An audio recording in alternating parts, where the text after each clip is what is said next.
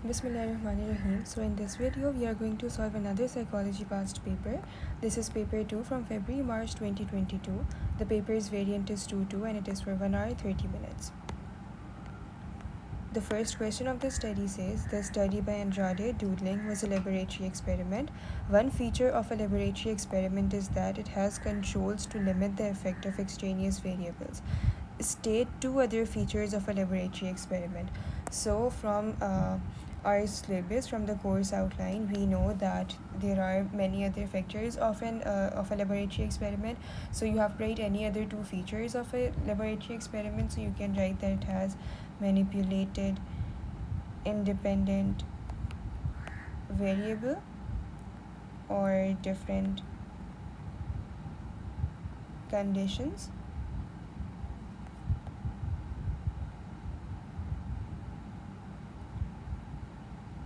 And then you can write that it also has measured dependent variable.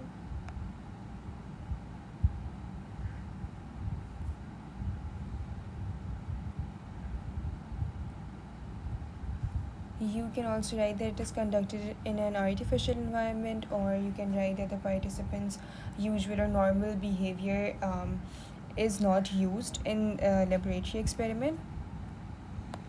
Now in part B, it says suggest two controls. You have to suggest two controls that were important in this study. You have to suggest any two controls which were used in Andrade's study and were very important for this study to get accurate results. So these were that the message was recorded. A message from the mock telephone call was recorded, so that all the participants heard the same message for the same amount of time.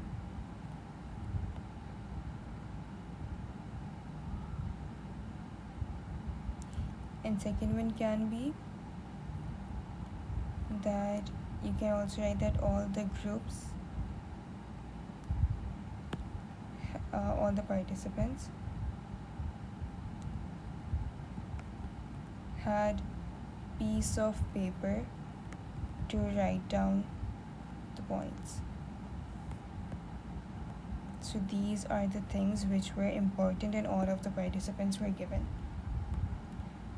Now it's part 2 says, for one of the controls you suggested and one, explain how the results could have been affected if this control had not been used. So for example, we are talking about the message, so you can write a shorter message could be better or worse for the participants to remember the detail. So it was made sure that they listen to it for a suitable amount of time.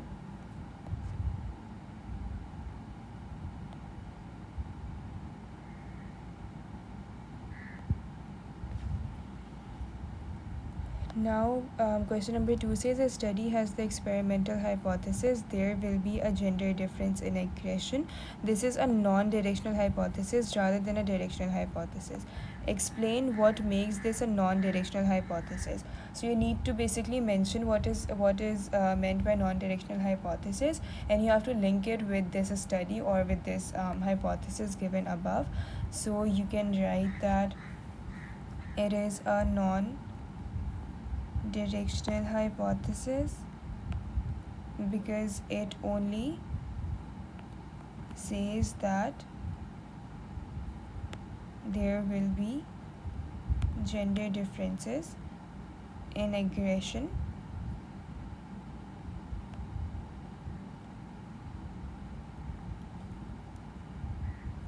it does not specify which gender will have more aggression and which will not. If it the statement was that males are more aggressive than females, or there is going to be a there is going to be a difference between males and females in a way that males are going to be more aggressive than females, then you could have said that it is a directional hypothesis. But over here it just mentions that there is going to be some kind of difference, hence this is a non-directional hypothesis. Now part B says write a null hypothesis for this study. So a null hypothesis for this study will be that there will be no gender difference in aggression. That is simply a very common and a simple null hypothesis. Question number 3 says, in the study by Pepperberg, Alex the parrot was the only participant. Explain one advantage of using one participant in this study.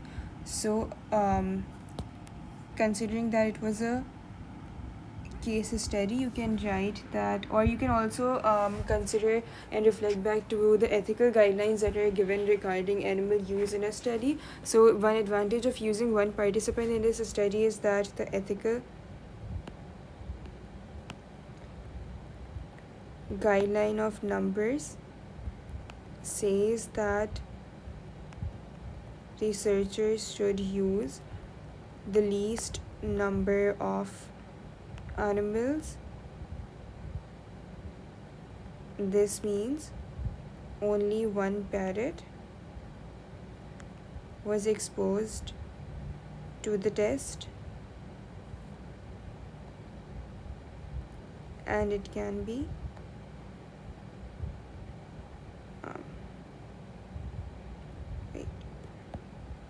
you can either write that an ethical guideline has been followed, or you can also write that having only one participant allows it to be studied in depth, and it took time to train Alex the parrot, so it was easier for the researchers as well to train just one animal, just one species, or just one participant as compared to training a lot of participants. Now in part B, you need to explain one disadvantage of using one participant in this study. So one disadvantage can be that it limits generalizability.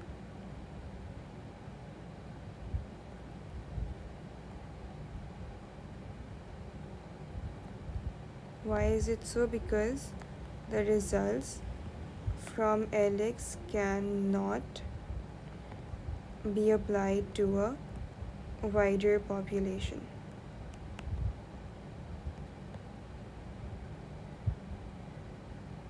You can also write that why is it so, that why can Alex's results not be applied to wider population, because it is possible that Alex must have been very clever because he was part of the researches before, so it would not apply to the other parrots because he can have participant variable of being smart and clever than other normal parrots that are out in the wild. Now you need to state two features of a normal distribution. So again, from the first chapter, from research methods, we know that it is always 50% of scores on either sides. Equal scores are always present on either sides, and then you can write that it is symmetrical. Or you can also write that it is highest in the middle with tails at each side, so it looks like something like a bell-shaped diagram. You can also write that. Now, in question number 5, it says, in the study by Yamamoto et al., chimpanzee helping, the results included how often the helper's first tool offer was a stick, the percentage of stick offers when a stick was needed and when a straw was needed could be displayed on a bar chart. Explain why a bar chart would be the most appropriate way to display these results. So you need to reflect back to the advantages a bar chart has, as as in a statistical diagram, and you have to tell how can it be linked and be advantageous for this particular study. So you can say that it can provide with discrete data with separate levels of independent variable, because on a bar chart you always have your independent variables on the x-axis and dependent variable is always on the y-axis. So it provides us with separate levels of independent variable,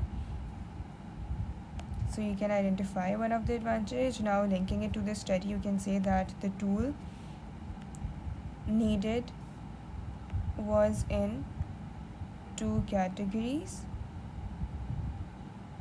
stick or straw needed. Hence, a scale cannot be made for such variables, and a bar graph would be perfect to show these results. Because on a scale you just have one variable, but over here we have two variables, so we need to have a bar chart to illustrate both of them. Now question number 6 is describe opportunity sampling and random sampling using any examples. So you're going to get 3 marks for both, for explaining both. For explaining 3 marks for opportunity sampling and 3 marks for random sampling, including the examples as well. So let's say if I'm talking about opportunity sampling, I can write that opportunity sampling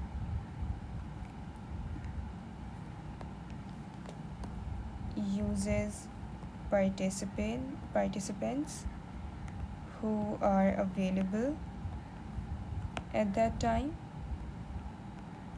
passers-by, or students in a class are part of opportunity sampling. Now, for example,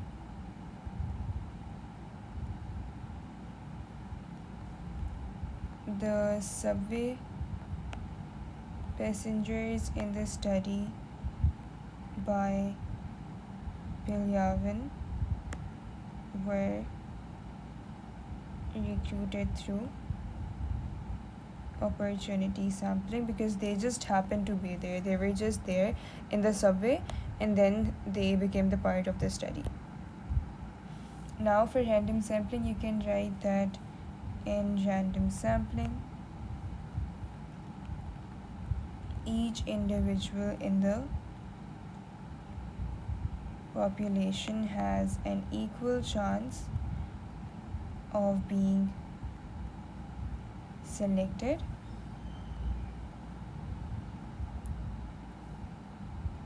The sample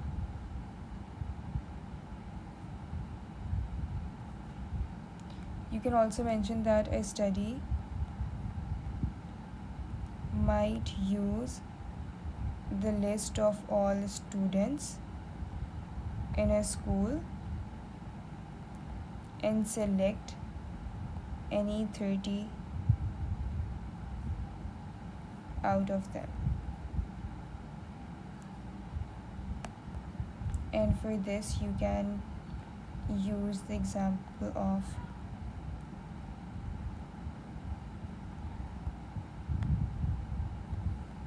study by Baron Cohen, one of the groups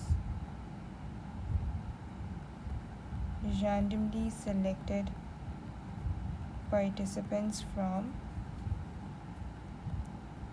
the library. This was the adults group.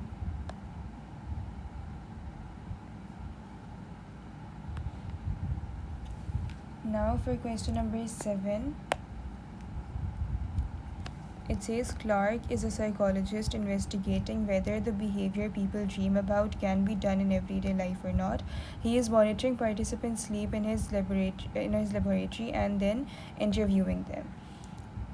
now what you have to do, you have to suggest one behavior in dreams that Clark could ask about which can be done in everyday life, and your suggestion must be ethical. So it can be anything. You can write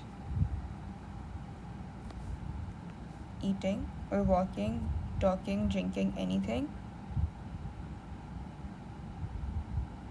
because that is something people do in their everyday life. It is something very common. And now part 2 says, suggest one behavior in dreams that Clark could ask about which cannot be done in everyday life. Again, your suggestion must be ethical. So you can write anything which is like not so common, which is very unusual. It can be jumping over the buildings, because some people do dream about jumping over the buildings, and that is not something they can do in their everyday life, but it is ethical as well. Now part B says, Clark believes that some participants may lie. For example, they may falsely report dream behaviors to impress Clark. Suggest one way that Clark could minimize this type of lying in his study. So you can write that he can use a questionnaire instead of interviews, because the participants may be less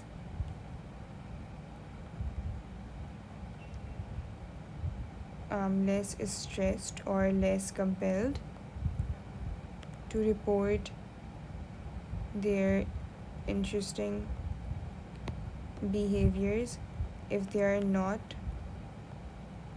face to face to the researcher.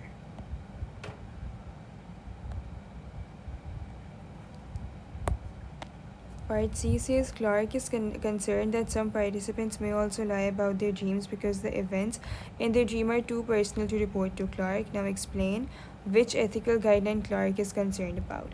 So over here, if he is concerned about that it might be too personal to ask, so you're going to get 1 mark for identification of that particular concern, and 2nd mark is going to be for explaining or linking it to the study. So it is the guideline of privacy, because participants have the right to keep their information to themselves, and they may want to keep their dreams a secret because they just don't want to tell some personal details about it.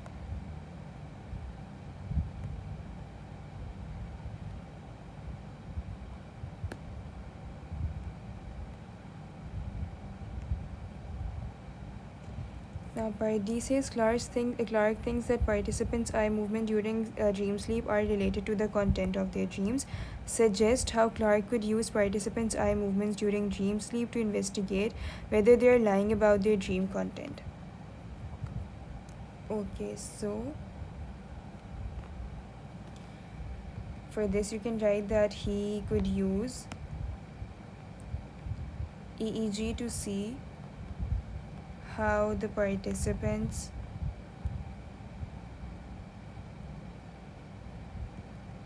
eyes move.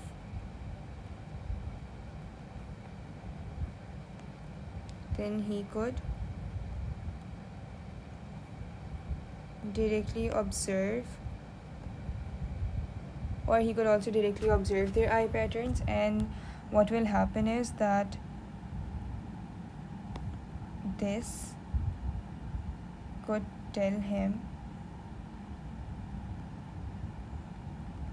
if they are moving in a way that fits their reported explanation of their dreams.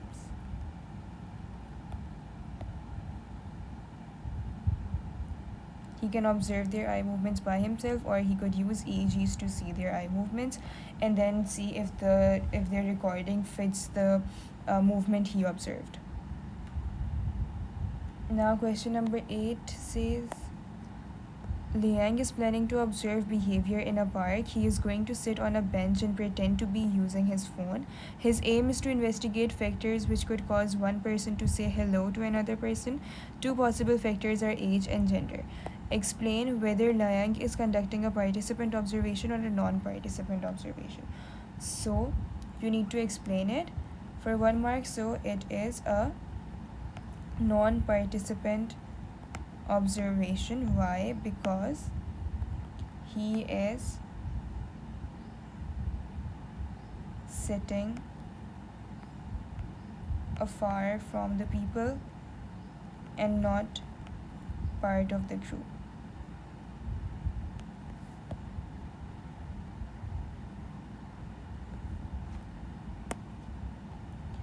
Part B says Liang expects that if a person has an animal with them, other people might be more likely to say hello.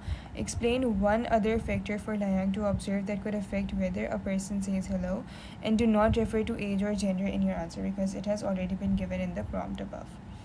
So you can write any factor that fits his prompt, his investigation. You can use whether they smile or not. And how will this explain? Because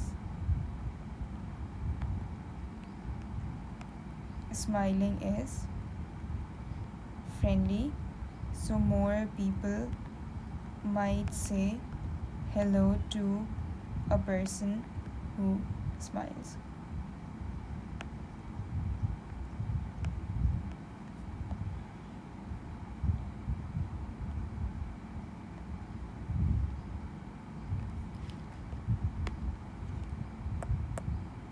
Now for part C, it says Lion collects data about whether the number of males and females who say hello when another person has an animal with them.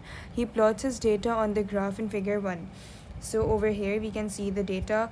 He has categories. People say hello, animal male says hello, animal present, female says hello, animal present, male says hello, no animal present, and female says hello, no animal when no animal is present. And the percentage is also given on the y-axis. Now suggest 2 conclusions Lion can draw from this figure 1. So by looking at the figure, we can say that females are more likely to say hello than males, because in both the condition with animal and without animal, the higher number of people who said hello were females. Another can be that people are more likely to say hello when an animal is present.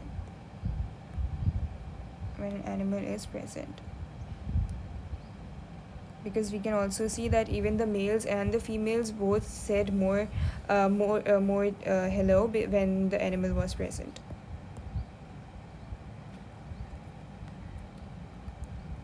Now for question 8 part D, it says participants could realize that Lion is conducting an observation. Suggest 2 problems this could cause. So if they get to know that he is conducting an observation, they may feel upset because they are being watched without consent.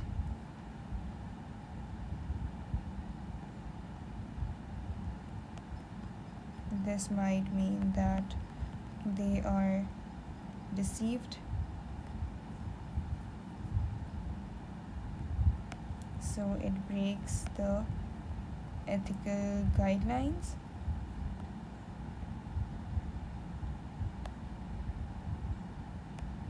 Second one can be that they may change their behavior due to social desirability.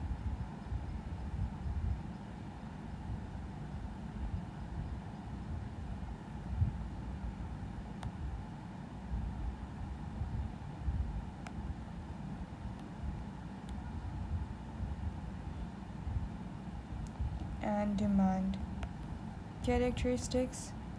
so they may be more or less likely to say hello.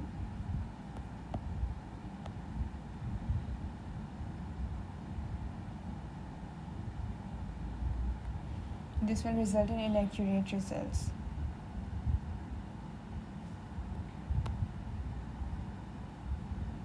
Now question number 9 says, Tara can measure physical reaction time using a machine that records the time between a light flashing and the participant pressing a button.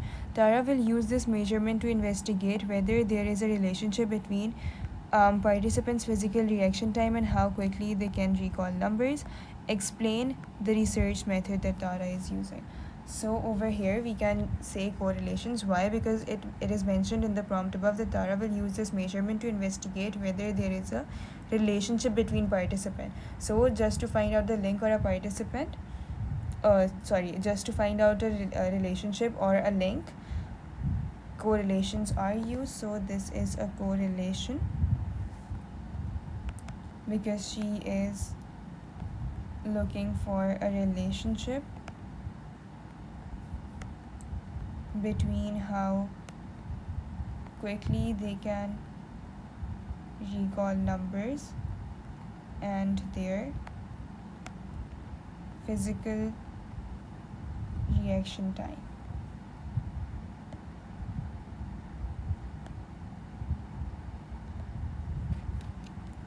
Now in part B, it says suggest a procedure Tara could use to measure how quickly participants can recall numbers.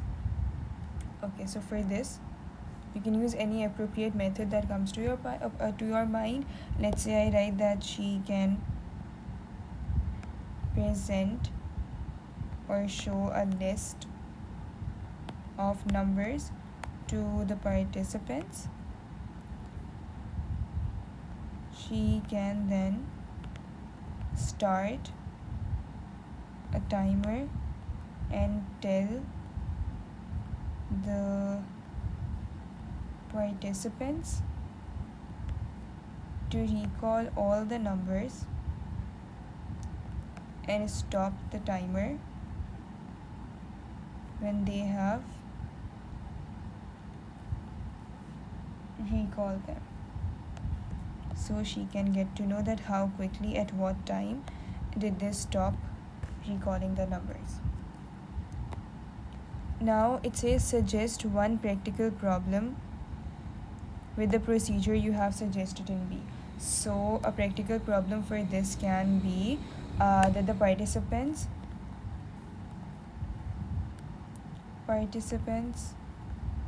might not recall all of the numbers, so Tara would not know when to stop the timer, because they might lie that they have remembered all the numbers, but in actual they might not do so.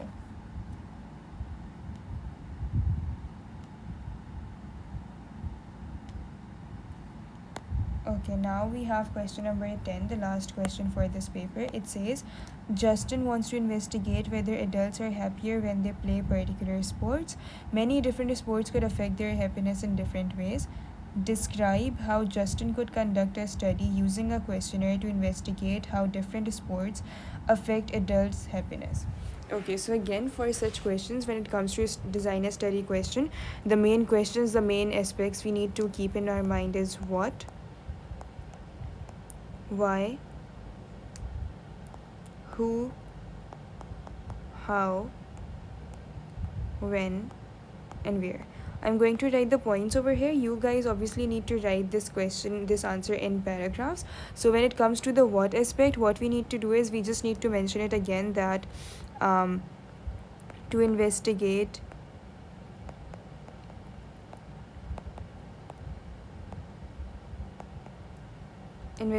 whether adults are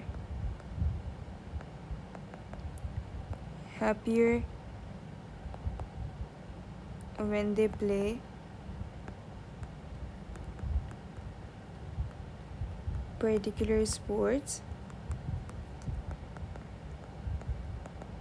Justin could conduct a questionnaire, and then we have covered both of the aspects, because what is happening, he is conducting a questionnaire, and why is he conducting? Because he wants to investigate whether adults are happier when they play particular sports or not. Now for the who part, it refers to our sample, so you can say that he can recruit his sample through volunteer sampling.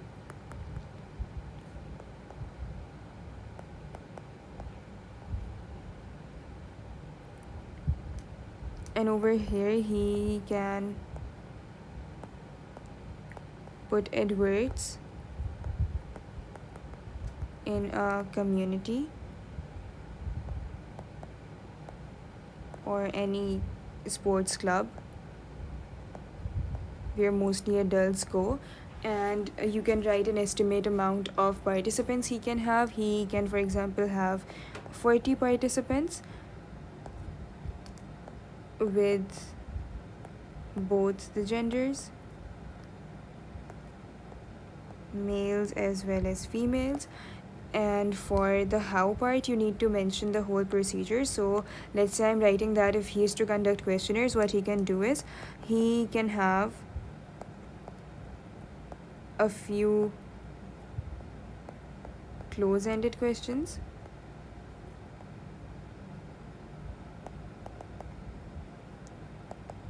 such as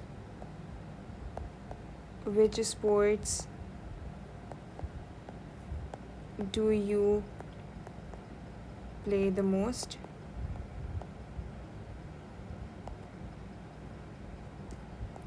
And for this he can have answers such as basketball,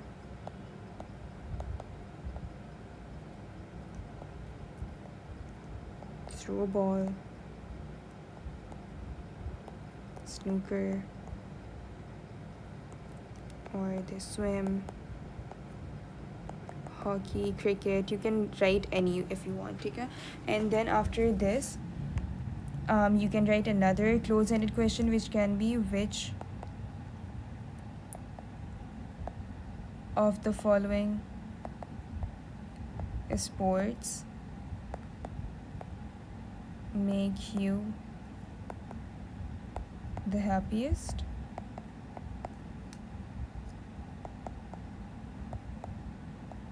And then again you can have options over here. And what else can be done is you can say that rate your happiness on a scale of 0 to 5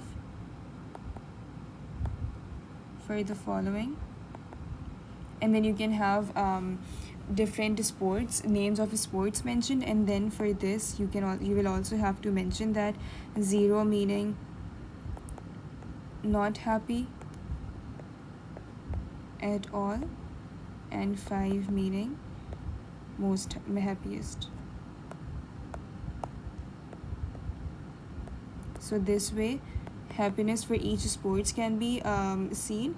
And after this what he can do is he can compare the ratings for each sports, and it will also help him to have statistical data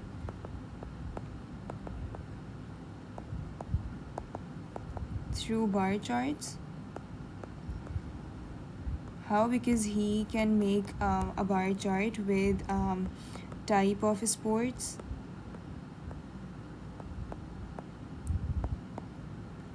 on the x-axis, and percentage of people who are happy with it on the y-axis. And then for the where and when part, you can write that this study can take place in the sports club itself.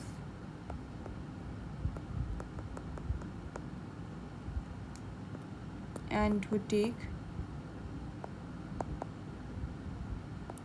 2 to 3 hours at maximum.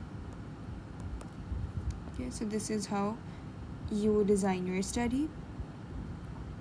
Now moving on to part B, it says identify one practical weakness or limitation with the procedure you have described in your answer to part A and suggest how your study might be done differently to overcome the problem. Do not refer to ethics or sampling in your answer. So you just need to stick to the procedures part. So for this, you can write that you need to obviously reflect back and read your procedure. So according to my procedure, let's say I can write that Justin does not have any open-ended questions, so the participants might feel forced to choose from the given options, which might not reflect their actual feeling regarding a sports. So this would give inaccurate results. Now what can be done is to overcome this problem, Justin could have a few open-ended questions included in his questionnaire, such as what does